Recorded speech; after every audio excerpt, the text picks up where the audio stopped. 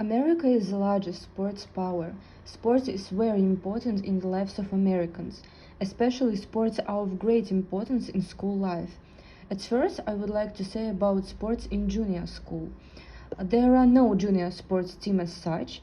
Twice a week, classes in the gym are the maximum that kids can count on.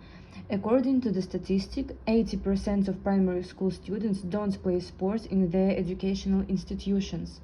Therefore, a lot of depends on the parents themselves. If they are willing to pay for the child's classes, then on average it is about $200 per semester. It is 3 months for one circle once a week. Two different sports, twice as much money. The most popular physical activities for girls at this age are ballet or gymnastics, and for boys it is soccer or it is karate. Then I would like to say about sports in secondary school. After going to secondary school, the child will already have to choose an additional occupation for himself, in addition to academic ones. As a rule, an orchestra, a theater, or a sport team for a particular sport are offered to choose from.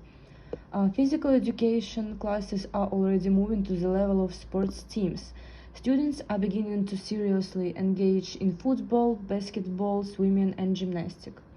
All this is done so that when you enter the sport team in high school, you can select the best of the best players. For those who enter high school and want to be involved in sport team, there is a strict selection. Of course, given the minimum level of training in general in elementary school, the greatest chances are for those who have been playing sports on their own, initiative or previous years. Then I would like to say about high school sports. Every sport team in high school has its own logo and its own support group, the cheerleaders. Now, cheerleading is also equated to sports, and cheerleaders even have their own competitions at the city, state, country level. Cheerleaders are full participants of the match, along with sports teams which they support. The most popular high school sports are American football, baseball, basketball, and hockey. The participants of these sport teams are more likely to be interested in bounty hunter from youth sports clubs. High school and college are the foundation of amateur and semi-professional sports in America. The history of the student sports formally dates back to 1852, in which rowing competitions between the teams of Harvard and Yale universities were held for the first time. The Ivy League, the world's famous association of the 8 most prestigious universities in America, began as a sport association. Now the National Collegiate Sports Association (NCAA) operates all over the country, and they have the best chance to get into the national team. A sports scholarship is the dream of many young athletes and their parents. There are two types of scholarship: full 100%, which covers all expenses. It is education, accommodation, meals, purchase of textbooks and sports equipment, and partial from 30 to 90%.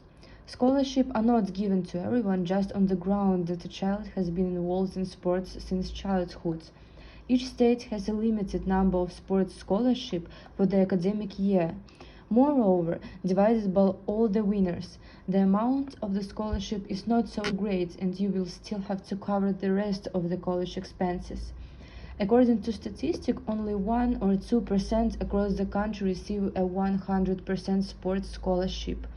Therefore, don't buy into the persuasion of various financial firms promising their clients a full sports scholarship, but rather contact the NCAA or college and find out all the information directly.